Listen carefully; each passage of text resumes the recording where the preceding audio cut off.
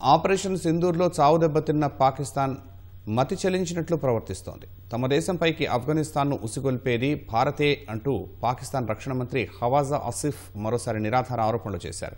ఘర్షణలతో పాకిస్తాన్ను బిజీగా ఉంచాలనే వ్యూహాలను భారత్ అమలు చేస్తోందని ఓ ఇంటర్వ్యూలో పేర్కొన్నారు.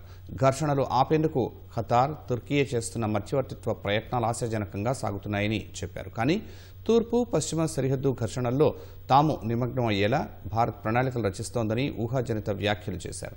ఆఫ్ఘన్ మాజీ అధ్యక్షుడు అష్రఫ్ ఘనీ కాలం నుంచి భారత్ తమపై ప్రాక్సీ యుద్ధం చేస్తోందన్న ఖవాజా అందుకు తమ వద్ద ఆధారాలు ఉన్నాయని తెలిపారు.